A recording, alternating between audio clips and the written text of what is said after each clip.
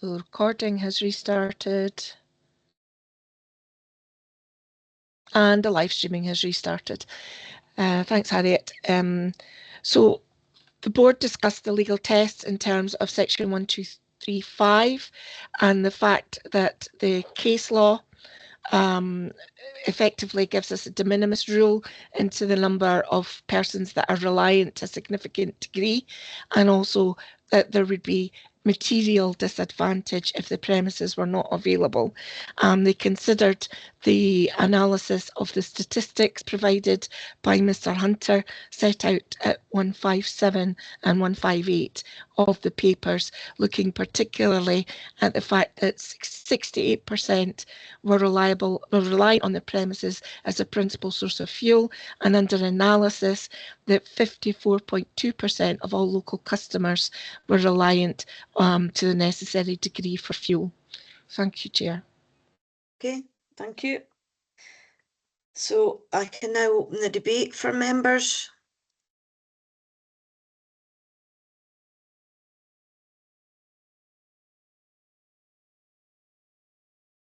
And can members then just confirm you've received sufficient evidence upon which to make a decision in respect of the preliminary matter? Yes. Yes. Yes. Okay.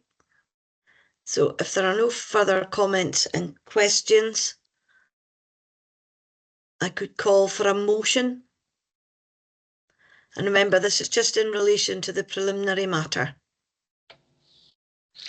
Please remember that you should have evidence and reasoning to support your motion and or amendment. Okay, Ms. Black, please. Yeah, I would put forward a motion to say that we accept that the premises is a source of groceries or fuel for a significant number of the local population, and therefore would be exempt. Is that the right terminology? Yeah. Yeah. Do we have a seconder? Mr. Taylor, please. Yes, I'm happy to second. Agree with the comments that's been made in terms of the numbers of people using the premises as a source of fuel, and the proportion of local customers that have been highlighted. So I agree with the motion. Okay, thank you. Thank you. Is there any amendment? No. So is the decision unanimous? Members? Yes. Do you want to do a roll call for that, Fiona? No, I'm happy to take silence or yes as being unanimous in this case. Mr. Hunter's laughing at me.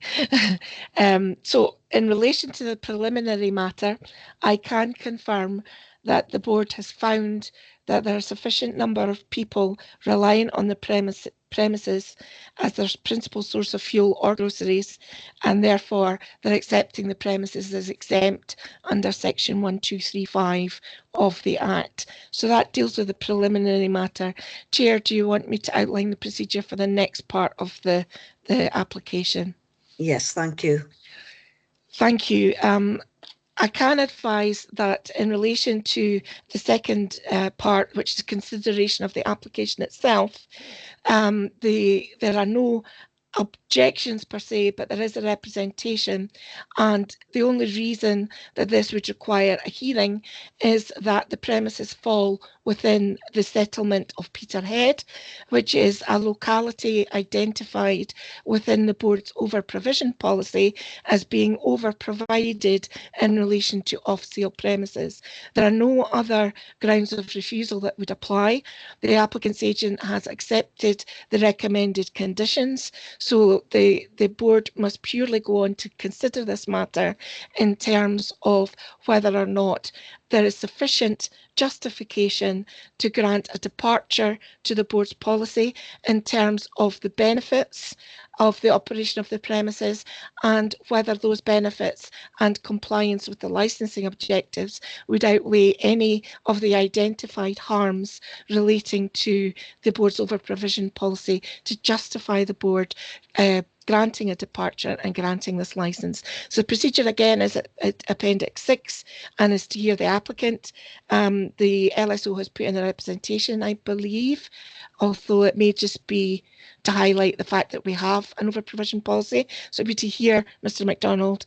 Applicant's agent has the right of reply, questions to all parties, concluding remarks in reverse order, and then make a decision. And I would again reiterate the sole ground of refusal that is under consideration that may be relevant is the over-provision ground of refusal in light of the board's policy.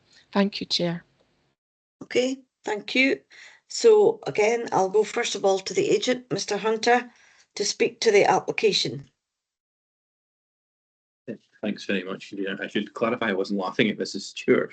I was I had to scratch my foot and I had my head down and realised that all you would see would be the top of my bald head. So I was actually chuckling at that when I looked back at my phone. So that's just not that anyone on the live stream would really want to know that, but I thought I should probably clarify that.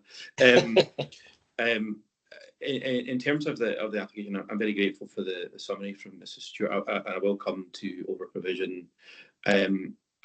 I don't have the page numbers that you have, but I suspect it will be around about page 140 or 45 or so, where my written submissions start. And it was really just to flag up the general background to this as to why on earth are Motor Fuel making this application, I suppose, in relation to this and all three. And if I can get it out of the way in relation to this one, then I'll not repeat it. And I'll promise I won't repeat it in relation to the other applications. So it's just to make clear, so Motor Fuel, as I say in the background, they're the largest independent forecourt operator. Independent means that they're not tied to one provision of fuel, so they're not, they take Shell, they take BP oil and so on in different locations. And what happened during the course of 2024 is that Morrisons had decided they wanted to sell off all of their supermarket petrol stations in the UK, and Motor Fuel acquired them for a not insignificant cost of £2.5 billion. There were 337 sites and 49 of them were in Scotland. And this became known as what was referred to there as Project Mars. Now, Motor Fuel already had 95 sites or so in Scotland prior to this acquisition. And I think all but I see a handful, a few of them are not licensed. And indeed, there's a couple of premises within your own board area which Motor Fuel operate and are licensed. And that's I always wonder about how to pronounce this correctly, Ethan service station in Ellen. Hopefully that's right. Mill Inn service station in Stonehaven and Mintlaw service station in the Peterhead area. And so Motor Fuel were taking the Morrisons petrol stations and investing a lot of money in renovating them. And if you're familiar at all with any of the sites that are coming up today, you may have noticed, I hope, a significant change in around late October, early November of last year, when Motor Fuel took control of these premises, all three of them, but in relation to, I appreciate we're talking about Peterhead, but it applies across the board for the three of them. Morrisons, with the greatest respect to them, operated very much a newspaper and a can of juice style forecourt shops. Motor Fuel, in order to make the whole operation work, need to invest heavily in the convenience element, and that's why, as I say, all but a majority, but all but a couple of premises are licensed across the country, because they appreciate that customers looking for convenience retailing might wish to buy some groceries, and that might include a bottle of wine, 4 cans of beer, and that's the kind of market that Motor Fuel are in. So in relation to over provision, for example, although I'll come to a substantive submission of that in due course, they're not competing with Morrisons in the nearby car park area. That's just a completely different kettle of fish in terms of what customers are looking for in terms of their weekly shop, and kind of going back to the market research. That's why you see that only very small numbers rely on the premises for groceries, because it's extremely unlikely you would buy your weekly shop in a petrol station. So, but from Motor Fuel's perspective, they're very much about operating petrol station forecourt sites, and in particular, they've got an emphasis on keeping them staffed.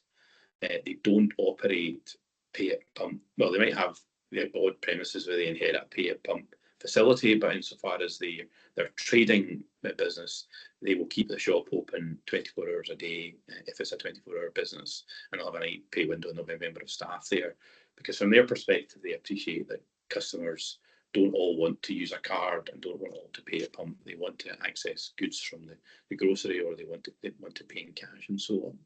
So they very much emphasise the convenience retailing. A large number of their sites trade under the Londis brand, which I suspect some of, not all of you are familiar with, as a convenience brand.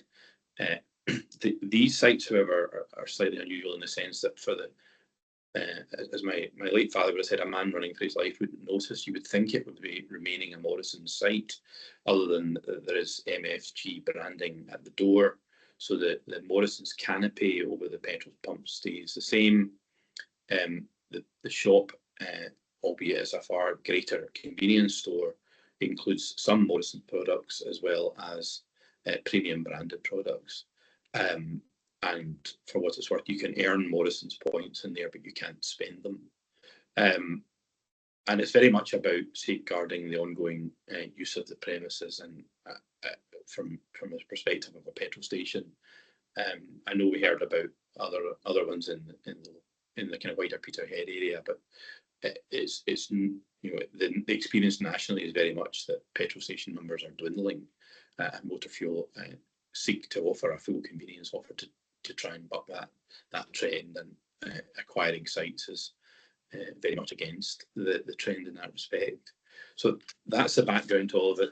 The premises in particular, Peterhead, employ 5 members of staff. They are not the Morrison staff from old. They're new staff. The Morrison staff were not transferred as part of the sale. They were reintegrated into the store. The Peterhead site has 2 personal licence holders. And as far as I'm aware, since they took over the premises in November of last year, there's been no operational issues, and they spent about £60,000 renovating the site. The proposed alcohol display area is essentially 1 fridge and 1 ambient display, and it's 8.1 square metres of display. Your Honours Officers very helpfully provided the map and list document. I don't know what the technical term for it is, but the map and list of capacities in the locality. So looking at that information, so there's, as I see it, I think 20 sites in the Peterhead area with a total capacity of 707 and 36 square metres. So the proposal put forward by Motor Fuel comes in about 1.1% of the current capacity, and from my interrogation of the figures, if the licence was granted, it would come in at the 3rd smallest capacity, just ahead of the Premier store and the Oaksanas, I think is the name of it, and then just below the Iceland store. And the reason, one, it's a small capacity because of this, it's not a large store, but also it's a relatively small capacity because it's just ancillary to the convenience offer. It's not an attempt to convert the premises into an off-sale style premises. And I say it's not on the scale of Morrison's by any stretch. And in reality, I think they'll estimate that if the licence is granted, they'll perhaps sell a few £100s worth of turnover of alcohol sales per week. And that's kind of consistent with the Motor Fuel experience across the country in reality.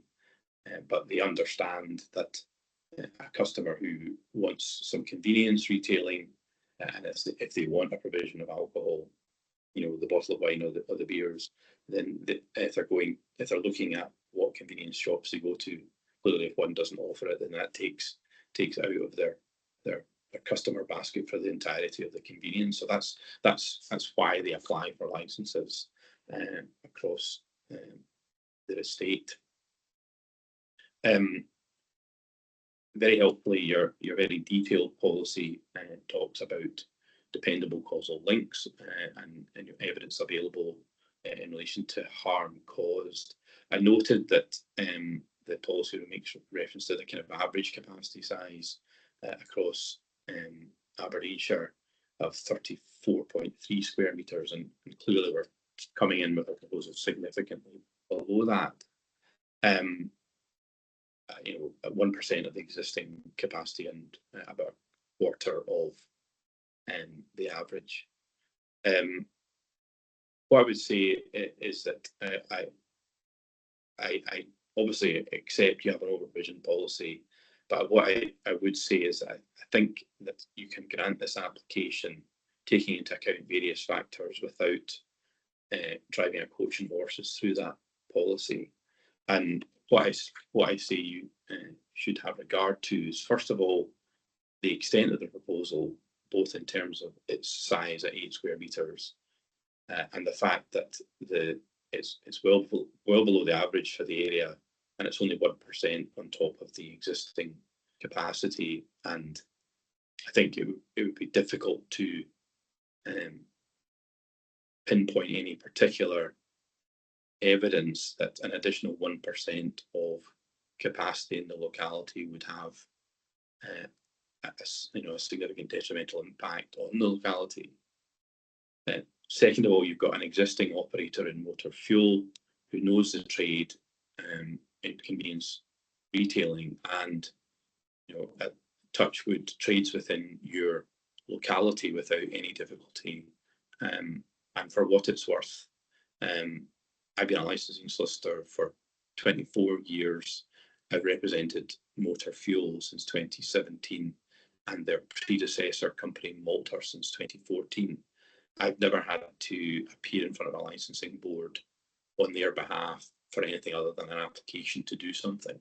So I've never had to have a conversation with an LSO about a Section 14 notice, and Fiona will direct you as to what that is if you're not sure.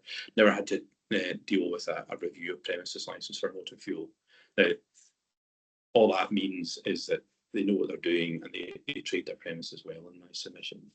The site team that would be behind Peterhead are also responsible for Mint Law, so they know what they're doing. The license would simply go together with as part of safeguarding the site and safeguarding the employment within the premises. And it's certainly the size of the application, I think, would be consistent with the board's view of reducing large off sales. I also noted within the board policy statement, and I think it was on page 89 or so, that the feedback on use of petrol stations for the purchase of alcohol came in at less than 1%. It was almost negligible, which was consistent with our expectation of the use of the premises. Now, I don't have to demonstrate a demand for the premises. All I'm indicating is that across the board of motor fuel sites, they trade better if they've got the provision of alcohol, albeit the numbers they sell are very low.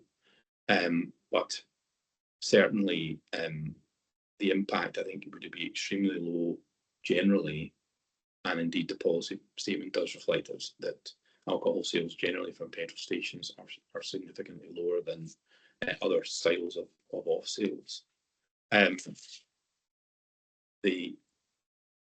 So I suppose in summary that the application is very modest. It's from a very experienced operator who already trades in the board's wider area and does so, as I understand, without concern. And there's nothing to suggest that they wouldn't do so if granted a license on this occasion.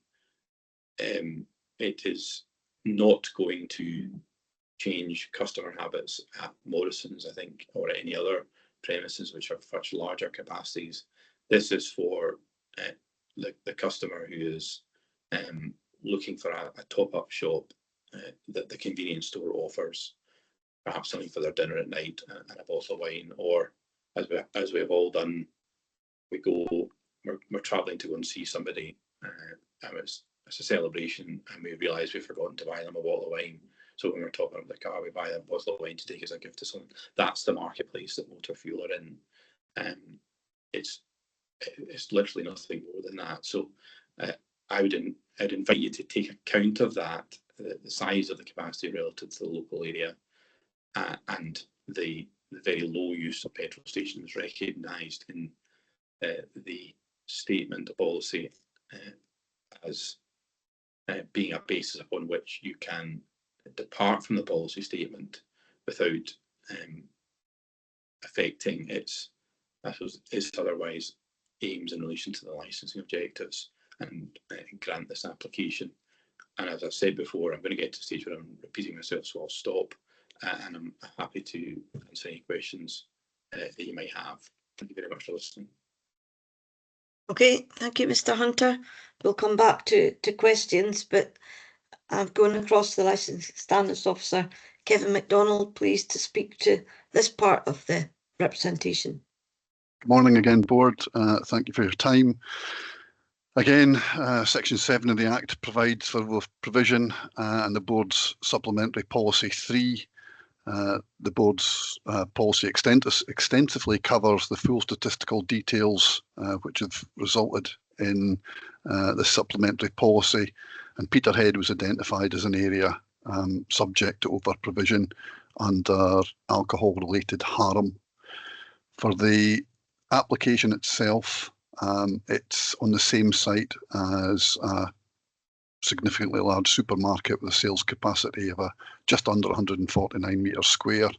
There are an additional 18 premises, off-sales premises within a mile's radius of the proposed licence, one just at the end of the road and one a short walk away.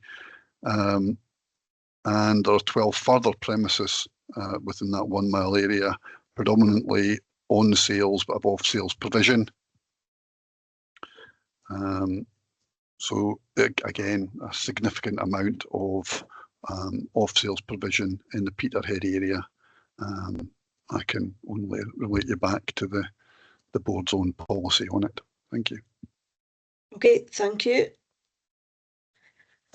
Mr. Hunter, do you want to respond to anything that the Licensing Standards Officer has put forward there?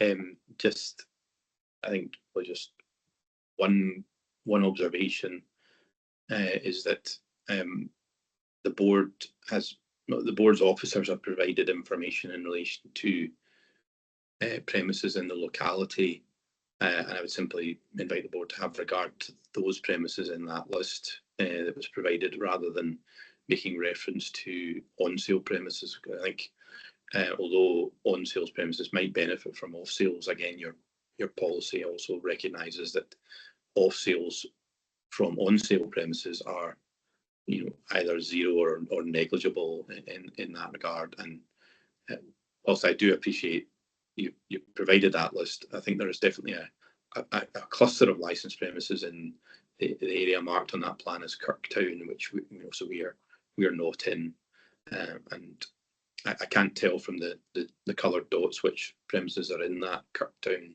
cluster, but obviously there's clustering of premises in certain locations within Peterhead, and we're not in that. We're a wee bit further away. Anyway, so that's all I would say. Thanks. Okay, thank you. Fiona, do you want to come in? Yeah, I was actually going to wait until Mr. Hunter had responded, but I would come in to confirm that the over-provision policy relates to licensed off-sales premises only, not on sales that provide an off-sales facility, because the statistical information that we had for those was negligible. So we have no over provision in relation to on sales or what we class as premises that do both. Is purely related to premises that are on sales only. So the numbers that Mr. MacDonald gave for on sales with off sales facilities should not be considered as part of the determination of this application. Okay, thank you for making that clear. Across to members now, have you any questions to put to either of the parties?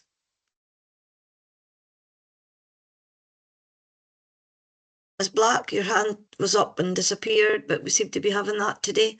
Are you wanting to come in? No, Yeah. I wanted to ask for legal. Okay, so we'll come question. Yeah, yeah, so we'll come back to that. Mr. Taylor, please.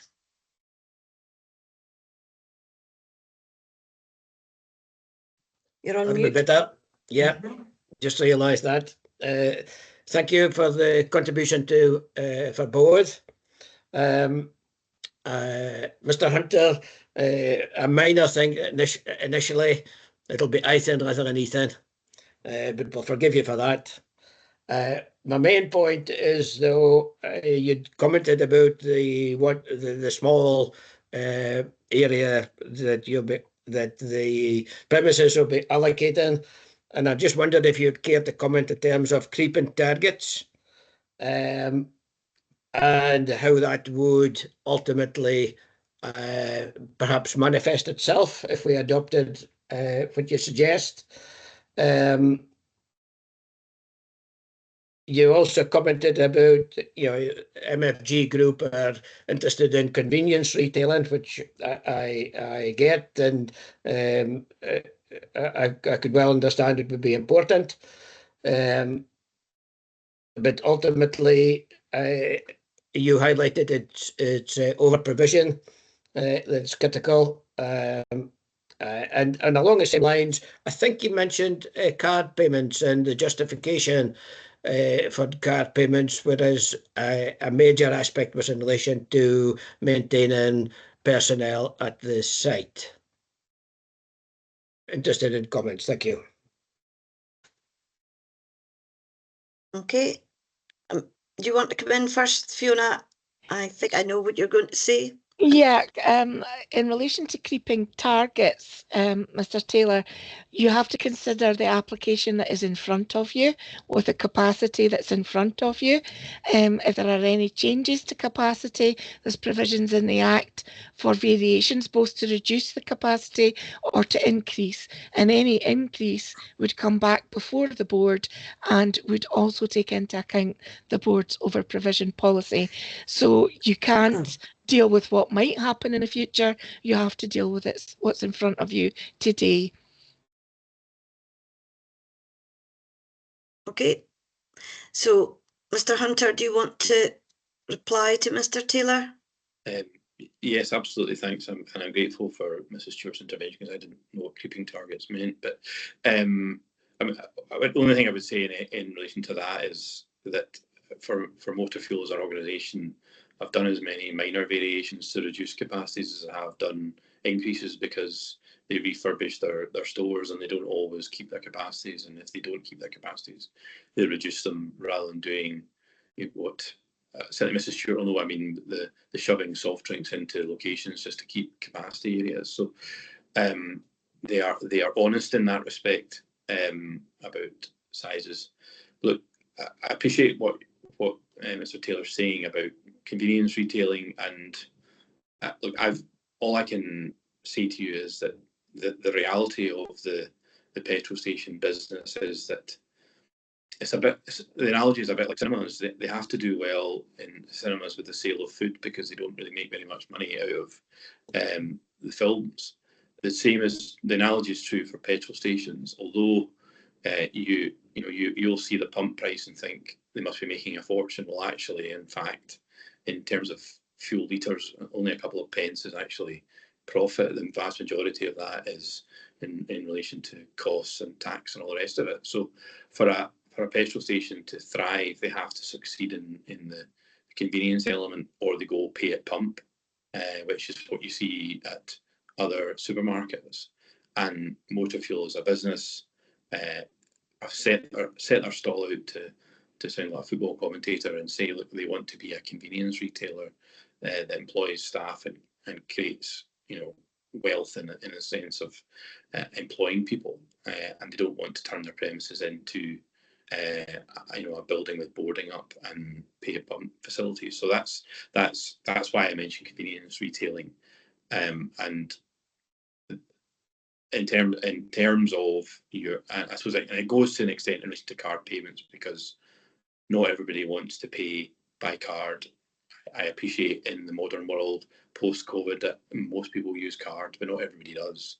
And of course, if you become a pay at pump facility, then you no longer have that customer because they can't, you know, they can't access the facility. But in terms of, as I kind of go back to what I said about your policy recognising responses in terms of alcohol purchases from petrol stations as being so low that they were barely registering, and that's why I say makes this different. It's not just about a small offer. It's actually a small offer where your own policy responses recognise that it will be a limited use facility, and that's what Motor Fuel's experience is as well. This is not going to change these premises being from a petrol station with a convenience store to suddenly becoming an off sales that happens to sell fuel. But they like to have that additional facility because they know from experience that customers will use it, albeit in a small scale. And if you know, if, as I say, if a customer wants to buy a small amount of groceries and wants to buy a bottle of wine, and they know that Motor Fuel do groceries, and they know that the Premier Store does groceries and wine, then they'll take the totality of the shop to the Premier Store, and we'll miss out. So that's from a commercial reason. That's why the application is made, and that's why I talked about convenience retailing. And once again, I'll get to the stage of repetition, so I'll stop there. I hope that answers Mr. Taylor's question, or Councillor Taylor's questions. Thank you. Okay, thank you. Have we any other questions? No. So in that case, I'll go for concluding remarks then, starting with the LSO. Kevin MacDonald, do you wish to say anything in closing? But obviously don't add any new evidence just now. No, I can just emphasise that it's the board's over-provision policy, regardless of the size of the application. That's what I have to report on, so thank you. Okay, thank you. Mr. Hunter, do you wish to say anything in closing? And again, you can't introduce anything new at this point. Well, I suppose just to say, well, yes, there is a board's over-provision policy, and you know, the risk of sounding flippant, size does matter in some respects.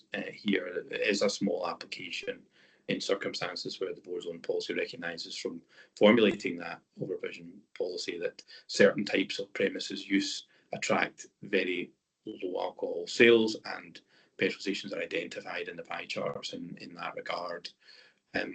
Where you have a responsible retailer known to operate in your localities without difficulty, and nobody's suggesting otherwise, and I'm pleased to hear that where you're increasing the capacity by just over 1% with that responsible retailer, with the knowledge of use of these types of premises and what we've said about how we anticipate these premises will be used, my submission is that there wouldn't be a dependable causal link that would result in additional harm if this licence is granted, taking account of the fact that you've got a premises that is employing, hopes to continue to do so, and be a service for the local community.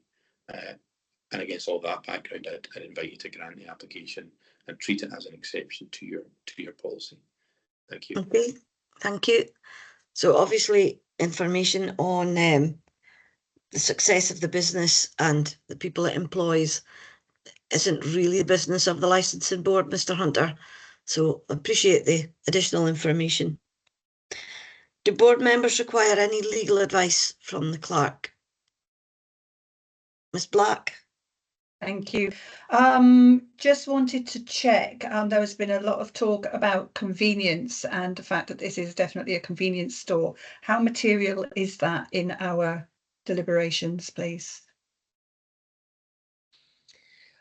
I think it's been used by Mr. Hunter to emphasise the small scale of the premises compared to most of the premises that are licensed in Peterhead. I think of greater significance is the weight on less than 1% of alcohol sales come from petrol stations, albeit it's set up as a convenience store. The petrol stations that we do have licensed generally are set up as convenience stores. So it's not the fact it's a convenience store, it's they're all off sales, but it's the scale of the business, I think, that's being emphasised by the fact that the premises are being alluded to as a convenience store, and I'm sure Mr. Hunter would confirm that for you if you asked him.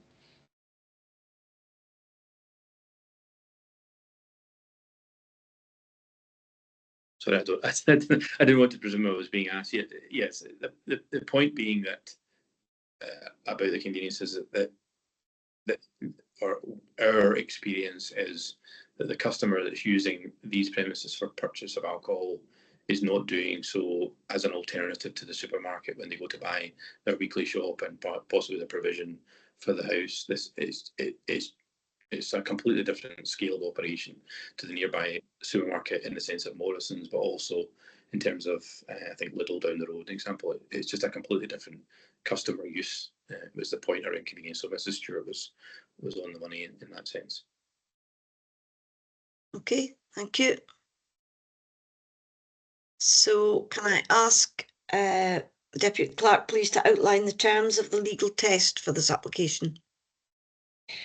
Yes, just bear with me a sec while I call up the relevant page of the report.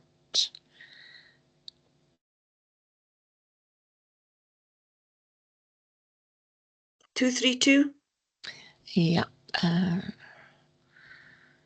this is where I need about 3 screens.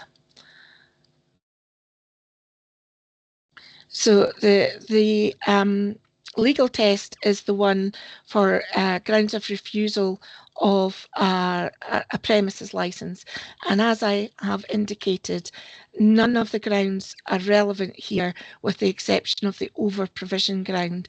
And in terms of the board's policy, we have deemed that Peterhead is over provided in relation to off sale premises, and you have to consider whether the applicant's agent has given you sufficient justification to allow you to depart from the board's policy and grant a premises licence in this case on the basis that any benefits will outweigh any identified harms, or that any identified harms essentially are not increased or further made more serious by granting this application. So it's purely on the grounds of over provision, none of the others apply, and it's whether you can justify a departure to your policy in this case based on the evidence presented before you today. Okay, thank you, Fiona. Do members wish to retire to deliberate? No. No. Okay.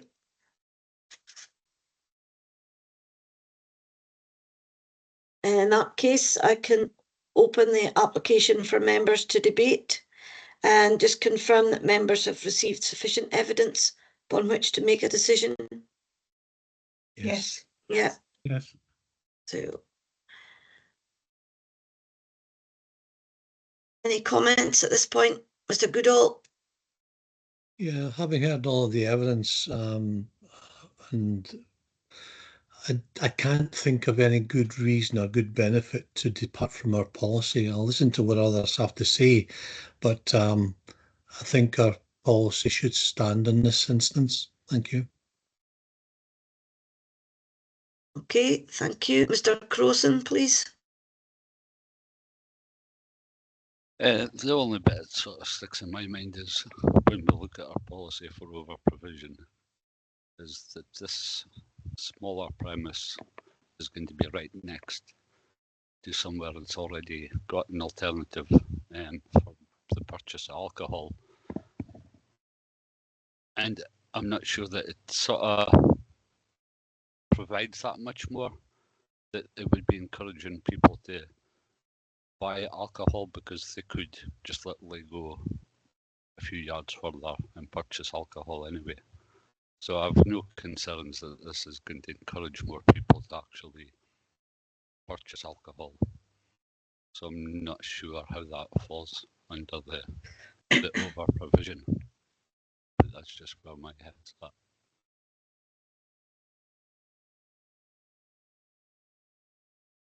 Sorry, I was on mute there. That would be suggesting a departure from our policy as regards over provision in the Peterhead area, yes. Yeah. Okay, Ms Black, please. Thank you, convener. Having listened really carefully, I mean, we've heard an awful lot of information around a business model that the company have, but as has already been said, what happens elsewhere is not material to deciding this application, because we're only deciding the Peterhead application here. There's been a lot of talk about convenience and how convenience stores operate, etc. And as has been clarified to me, we need to weight that against the fact that there is over provision. We've already deemed that there's over provision in Peterhead, and that's why it's within our policy. So for me, that holds very little weight. And I would be in agreement with Mr. Goodall that we would, I think, you know, with the fact that there are 18 other off-sales premises within a mile of this, including right next door, people are not inconvenienced for their alcohol purchases, and we should stick to our policy. Thank you. Okay, thank you. Mr Menard, please. Yes, I'm in agreement with Mr Goodall and Miss Black there. I think there is no justification. I think we should stick with the policy that we've got. Thank you. Okay, thank you. I think at this point we could ask for a motion. Mrs Nicholl, please. Thank you, convener. Yeah, I would raise a motion to refuse the application. I'm in agreement with what I heard in the debate. I think as part of the over provision policy, Peterhead has a high risk potential when it comes to sale and consumption of alcohol, and the over provision for off sale was found to demonstrate that causal link between the operation of premises and alcohol related harm within the locality.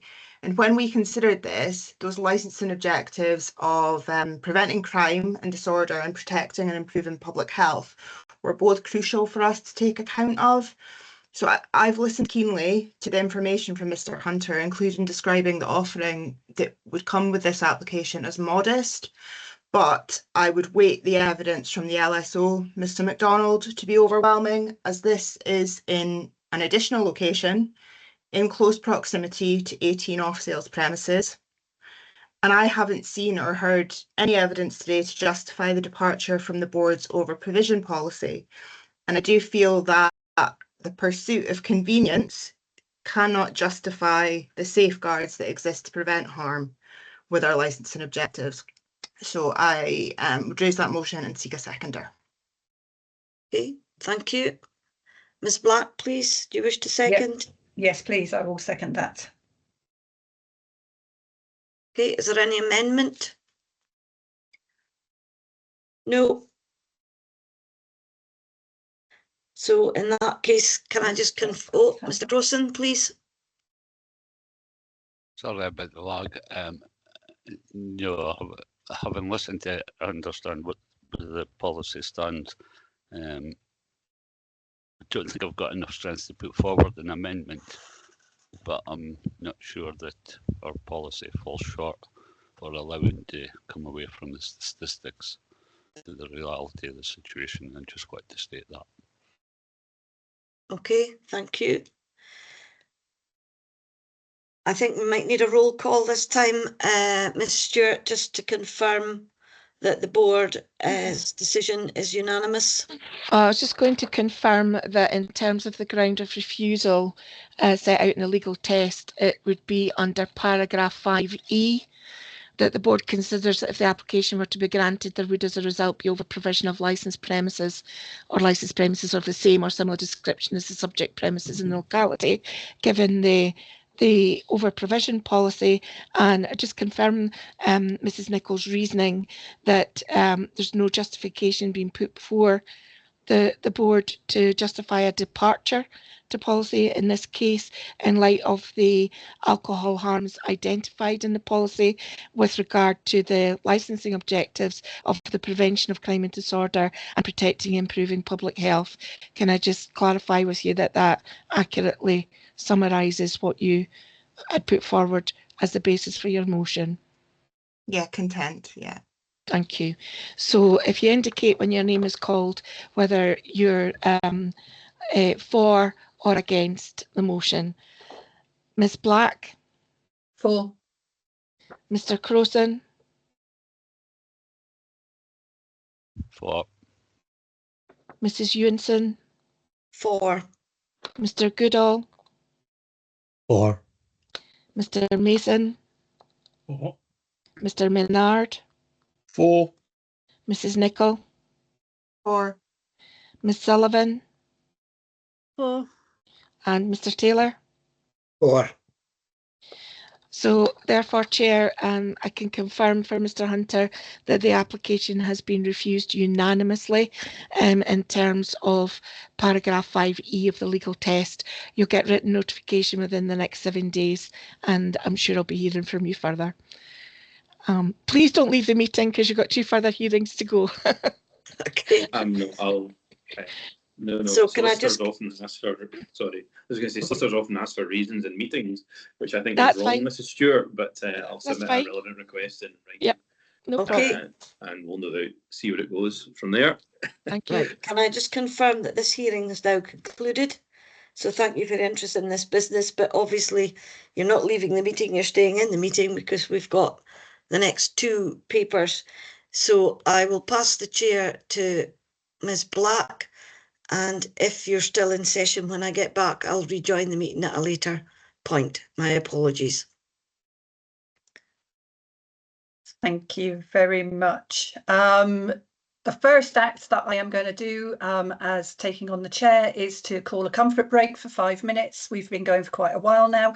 So if we could reconvene, please, at, well, let's say 12:10. Thank you. Can I just confirm that the recording and the live streaming are paused before we do that? Yeah.